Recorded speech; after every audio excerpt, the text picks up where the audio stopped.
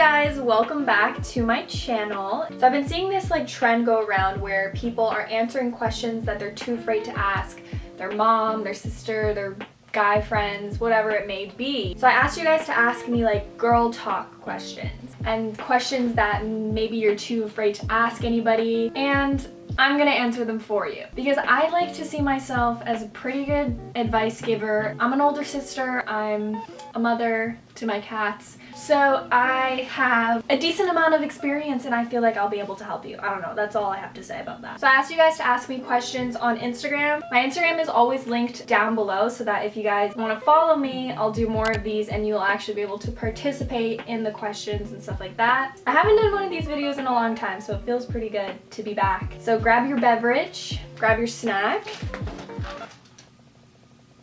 and let's get started. First question is how to get over the fear of boys finding my body ugly and how to overcome it. Honestly, this is an issue for a lot of people, not just girls, but guys I'm sure get insecure about the way that other people view their body. Everybody's insecure. Everybody's like wants to change something about themselves or like isn't completely 110% happy with like the way that they look. I feel like more people are concerned about the way that they look rather than the way that other people look. Hi guys, so my first answer to this question was a little rusty, and when I was editing it I don't think I got out what I meant enough, and pretty much I just wanted to say that I feel like the media and everything that you see in the world around you just gives off this impression of like beauty, so that's where a lot of insecurities come from, and a way to overcome that is to just accept who you are and the way that you look, and everybody is so unique and different and beautiful in their own ways, and like I said, a lot of people are more insecure of themselves rather than out here judging everybody else, and there's a little bit of comfort that comes with that not everybody is exactly happy with the way that they look. Yeah, everybody has insecurities and you shouldn't care so much about what other people think about you at the end of the day, because confidence is really what is the most attractive thing about a person.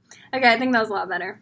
So yeah, back to the video. Is it true that love comes when you least expect it? A lot of people, and like I'm guilty of this myself, when I was single, I was always craving a relationship, if that makes sense. When you're so set on finding something, you are not really looking for the right things and you're kind of willing to settle. When you kind of like push aside that and start to become content with who you are by yourself without anybody else, then you're gonna be a lot happier, and that's gonna come when it's gonna come, honestly. You can't really push to have that because, like I said, then you'll be looking for the wrong things and you're just craving a relationship to have one and not because it's the right person. I do think it comes when you least expect it. Love, relationships, stuff like that. So honestly, the trick is to never expect it.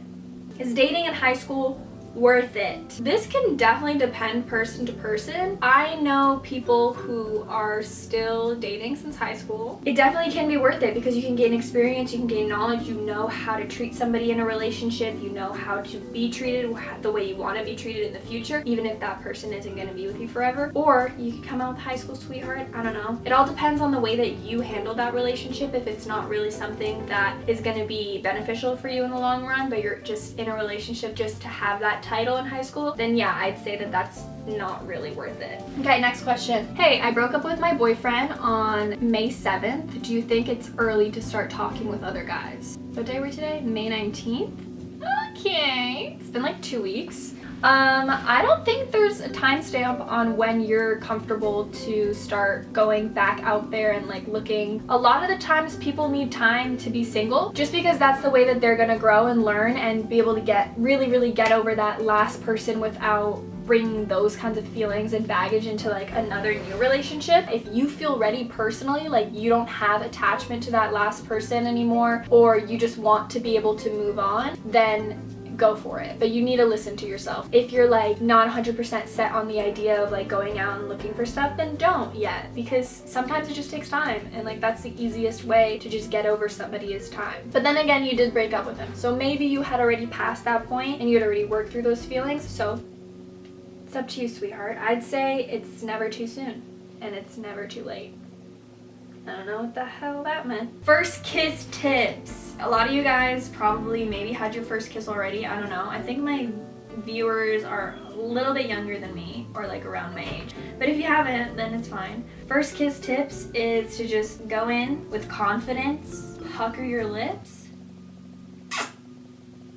and just do it. Honestly, when you're actually kissing, it really comes naturally. Tips for healthy relationships. I'm guessing that this is more so like romantic relationship. So I'd say communication. Make sure you're having meaningful conversations with each other. If you have a problem with like something that they do that you feel like if they adjusted, then it would make you feel more comfortable in the relationship, tell them that, and also allow them to tell you those things. Spend quality time with each other, because arguments do happen a lot, and that's inevitable. When and if there is an argument, that you tackle it straight on to the point where both of you guys can completely understand the other person's perspective, or if you both don't come to an agreement, then some kind of compromise has to happen. Other than that, just to love each other and be honest and loyal. Have you found that you gained more insecurities when you got into a relationship? No. I think it's the opposite. I think I found a lot of comfort from my insecurities and a lot of not really caring what other people think anymore. I don't know, it's a weird feeling once you found somebody who just really loves you for like the way that you look entirely and the way that you are. For me at least, it brought a lot of comfort, and it wasn't like I felt like I needed to look a certain type of way or like be a certain type of way anymore, because it just wasn't like necessary. That doesn't mean that getting into a relationship makes your insecurities disappear, but it does mean that you just feel more comfortable and you're like not as like self-aware of these insecurities that used to bother you more. How to not get jealous or feel insecure when all your friends are getting into relationships. I've been there before, like through high school and the past couple of years. My closest friends have gone like in and out of relationships and have been in like really serious relationships. A lot of the time you feel like they're spending their time and then they have to now split it up between you and their boyfriend or girlfriend. So it's kind of like, that's pretty shit, because you want to have your friend all to yourself. It takes a little bit of maturing and realizing just because your friend doesn't give you all the attention in the world or doesn't get to see you as much as you used to, that doesn't mean that they love you any less. That doesn't mean that they care for you any less. That just means that they found something new and they're like working with it. But if that is a problem, you just have to talk to your friend. I promise you, half the time they don't notice, and sometimes that sucks, but they're not intentionally trying to like leave you in the dust. Like maybe they just need a little bit of a reminder, like, hey, I'm here too, like you should pay more attention to me. If your insecurity doesn't come from that, if it just comes from like, oh my god, why haven't I gotten a boyfriend yet and all of my friends got a boyfriend, trust me, it's not that deep. You have so much time in your life to get into a relationship. Of course being in a relationship is awesome, but being single is just as good if you haven't found the person you want to be in a relationship with yet. Wow, that was a good answer. Holy shit.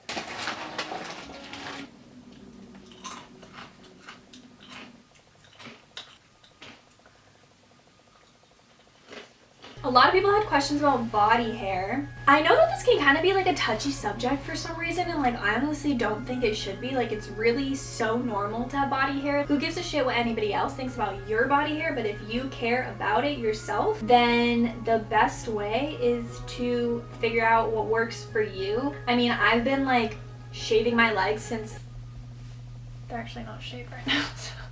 I've been shaving my legs since I was like in like 7th grade or like whenever body hair appears, I don't remember, but I honestly don't mind it. I've been okay doing that. A lot of people go into lasering because that's a more permanent solution. It does cost shmoney, which is annoying. If you don't want to have to worry about that and you want to be smooth like a dolphin all the time, check into lasering. Obviously waxing, you can wax yourself at home.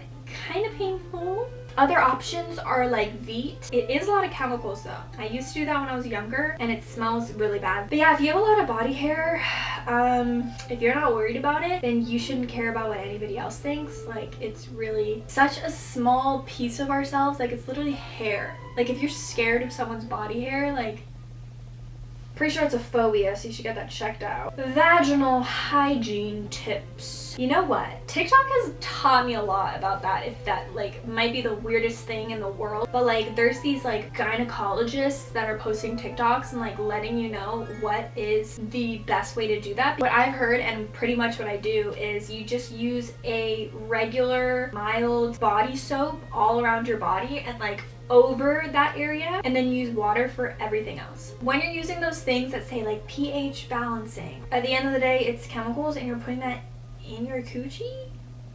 doesn't need to go there. Did you ever use a menstrual cup? Thinking about it, but none of my friends are using it. I've never used it. I don't know. I've heard a lot about menstrual cups. I'm personally not interested because I've been like cruising through my life with tampons and they're completely fine. I've never had like troubles with it except for one time when I used one of those non-applicator tampons and I lost it. But I found it, don't worry. I'd say if you're wanting to try it out, do it like when you're comfortable. Do it when you're at home. Try it out for the first time. Do your research on it. Make sure that you know what you're doing and how to apply it, how to clean it. And then if it works for you, continue using it out in public and go on with your life just like that. Okay guys, I don't know how well this advice went, but I really hope that I helped you guys and I gave you guys some kind of information that's gonna benefit you in your life, or even if it didn't and it was entertaining, I don't know, hopefully you guys got something from this. If you do still have questions and you want to know certain things, you can leave them in the comments or DM me on Instagram. Thank you guys for watching. Thank you guys for participating in this and asking me questions and stuff like that. I really appreciate it. And I hope that you guys have a great day. I love you all so much and I will see you guys in my next video. Bye!